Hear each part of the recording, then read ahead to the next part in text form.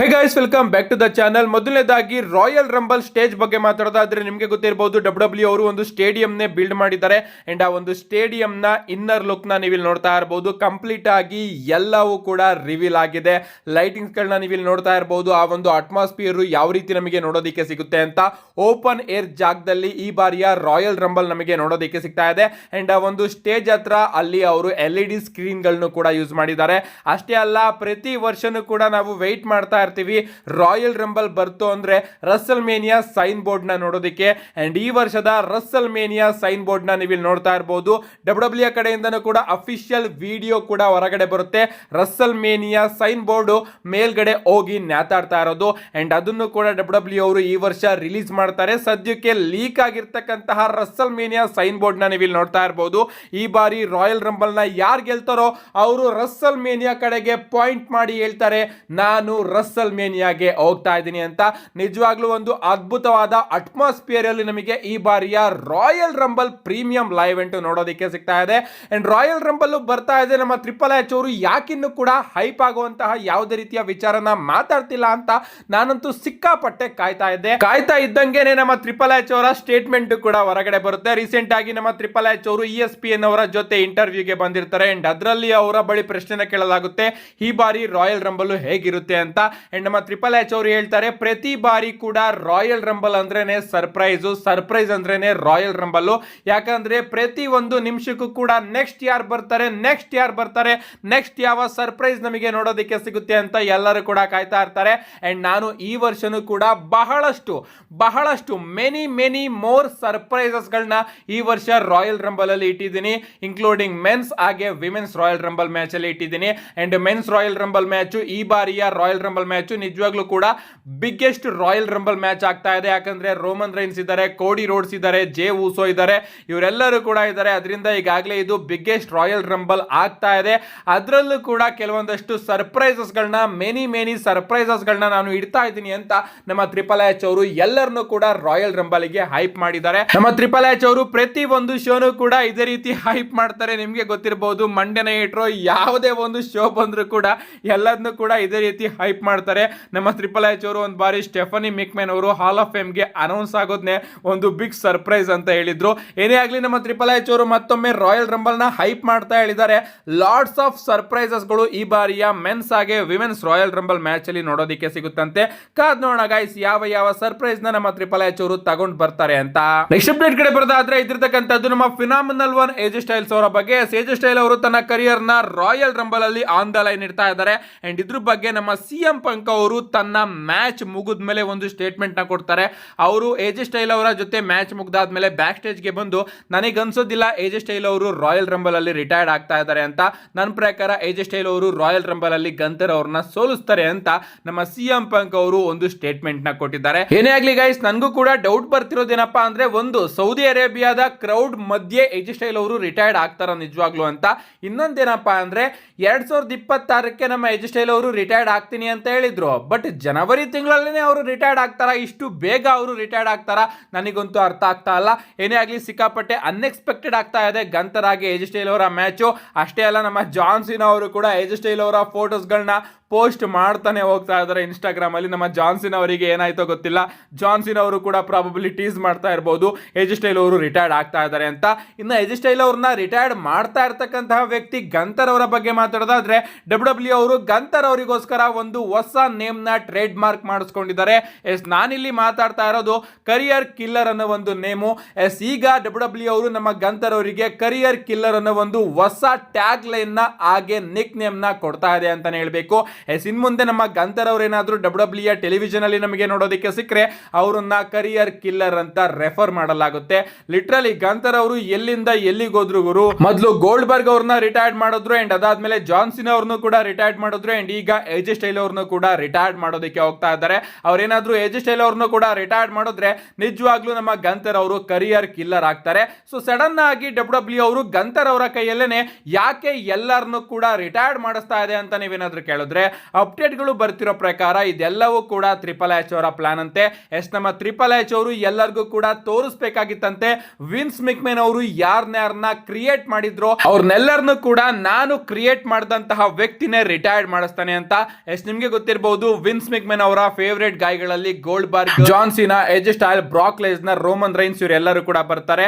And ಇಷ್ಟು ಜನರಲ್ಲಿ ಈಗಾಗಲೇ ಗೋಲ್ಡ್ ಬರ್ಗ್ ಹಾಗೆ ಜಾನ್ ಸಿನಾ ಅವ್ರನ್ನ ರಿಟೈರ್ಡ್ ಮಾಡಾಗಿದೆ ನಮ್ಮ ಗಂತರ್ ಅವರು.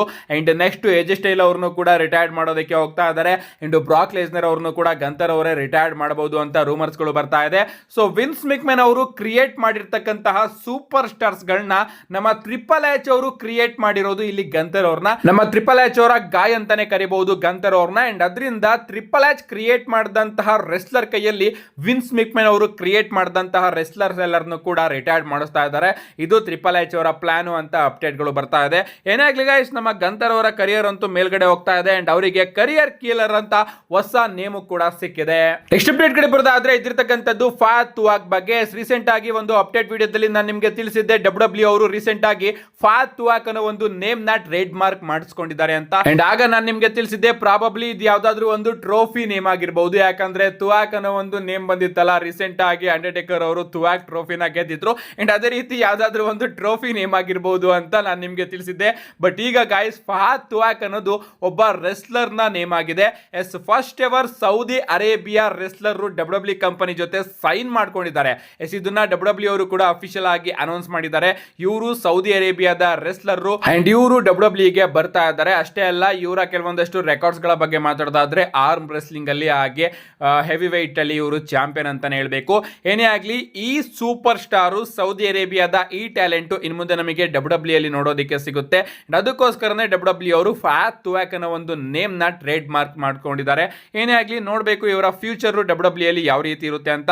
ಅಫ್ಕೋರ್ಸ್ ಸೌದಿ ಅರೇಬಿಯಾದ ಕೈ ಇವರ ಮೇಲಿರೋ ತನಕ ಇವರು ಕೂಡ ಡಬ್ಲ್ಯೂ ಅಲ್ಲಿ ಟಾಪ್ ಸ್ಟಾರ್ ಗಳಲ್ಲಿ ಒಬ್ಬರಾಗ್ತಾರೆ, ಅದಂತೂ ಕನ್ಫರ್ಮ್ ಅಂತ ಅನ್ಸುತ್ತೆ. ನಮ್ಮ ನೆಕ್ಸ್ಟ್ ಅಪ್ಡೇಟ್ ಕಡೆ ಬರೋದಾದ್ರೆ ಇದಿರ್ತಕ್ಕಂಥದ್ದು ರೆ ಮಿಸ್ಟೀರಿಯೋ ಅವರ ಬಗ್ಗೆ. ನಿಮಗೆ ಗೊತ್ತಿರಬಹುದು ಮಂಡೇ ನೈಟ್ ರಾ ಅಲ್ಲಿ ಒಂದು ಸ್ಪಾಟ್ ಅಲ್ಲಿ ರೆ ಮಿಸ್ಟೀರಿಯೋ ಅವರಿಗೆ ಇಂಜುರಿ ಆಗುತ್ತೆ.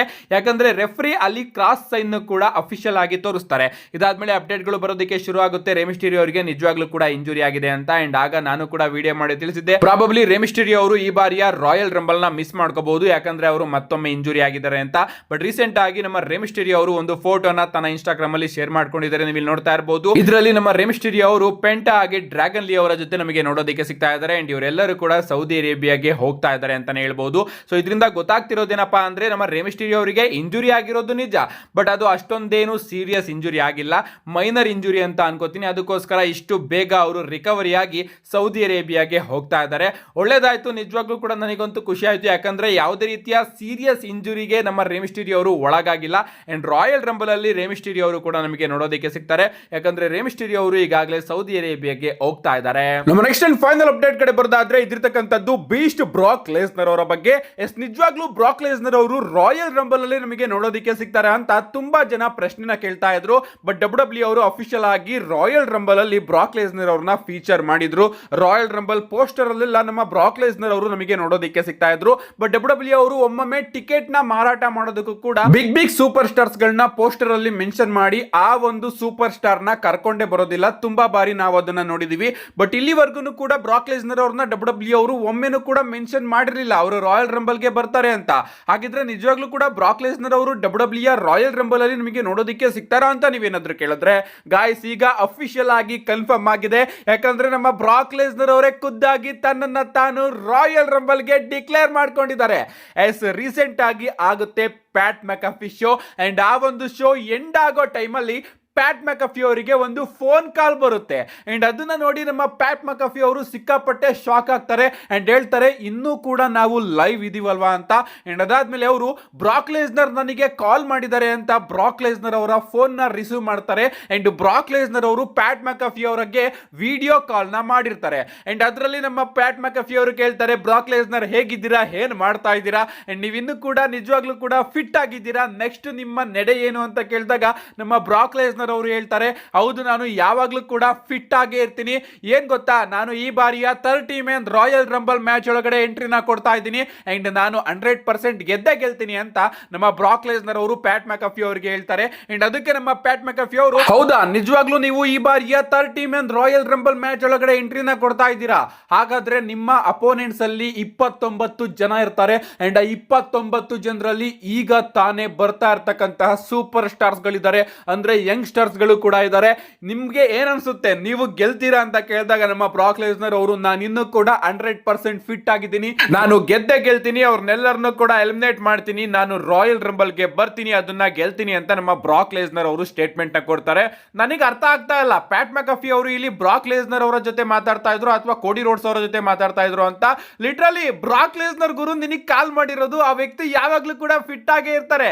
ನೀನು ಹೋಗಿ 24 ಜನರಿಗೆ ಹೇಳ್ಬೇಕು ಬ್ರಾಕ್ ಲೆಸ್ನರ್ ಅವರು ಬರ್ತಾ ಇದ್ದಾರೆ, ಸ್ವಲ್ಪ ಹುಷಾರಾಗಿರಿ ಅಂತ. ಬಟ್ ಇಲ್ಲಿ ಪ್ಯಾಟ್ ಮೆಕಫಿ ಅವರು ಬ್ರಾಕ್ ಲೆಸ್ನರ್ ಅವ್ರಿಗೆ ಹೇಳ್ತಾ ಇದ್ದಾರೆ ನಿನ್ನ ಮುಂದೆ 29 ಜನ ಇರ್ತಾರೆ ಅಂತ. ನನಗಂತೂ ಅರ್ಥನೇ ಆಗ್ತಾ ಇಲ್ಲ ಗುರು, ನೀನ್ ಬ್ರಾಕ್ ಲೆಸ್ನರ್ ಬೀಸ್ಟ್ ಜೊತೆ ಮಾತಾಡ್ತಾ ಇದೀಯಾ. ಬ್ರಾಕ್ ಲೆಸ್ನರ್ ಅವ್ರನ್ನ ಯಾರು ಎಲಿಮಿನೇಟ್ ಮಾಡ್ತಾರೆ ಅಂತ ಮೊದಲು ನೀವು ಥಿಂಕ್ ಮಾಡಬೇಕು. ಏನೇ ಆಗ್ಲಿ, ನಮ್ಮ ಬ್ರಾಕ್ ಲೆಸ್ನರ್ ಅವರು ಈಗ ಅಫಿಷಿಯಲ್ ಆಗಿ ಕನ್ಫರ್ಮ್ ಆಗಿದ್ದಾರೆ 2026 ನ ರಾಯಲ್ ರಂಬಲ್ಗೆ. ಅಂಡ್ ಇದರಿಂದ ಹೈಪು ಇನ್ನೂ ಕೂಡ ಜಾಸ್ತಿ ಆಗಿದೆ. ನಿಮ್ಗೆ ಅನ್ಸುತ್ತೆ ಗಾಯ್ಸ್, ನಮ್ಮ ಬೀಸ್ಟ್ ಬ್ರಾಕ್ ಲೆಸ್ನರ್ ಅವ್ರನ್ನ ಯಾರು ಎಲಿಮಿನೇಟ್ ಮಾಡ್ತಾರೆ ಈ ಬಾರಿಯ ರಾಯಲ್ ರಂಬಲ್ ಅಲ್ಲಿ? ನಿಮ್ಮ ಅನಿಸಿಕೆನ ಕಮೆಂಟ್ ಮಾಡಿ. ನಿಜವಾಗ್ಲೂ ನಾನಂತೂ ಈಗ ಸಿಕ್ಕಾಪಟ್ಟೆ ಕಾಯ್ತಾ ಇದ್ದೀನಿ ಈ ಬಾರಿಯ ರಾಯಲ್ ರಂಬಲ್ಗೆ.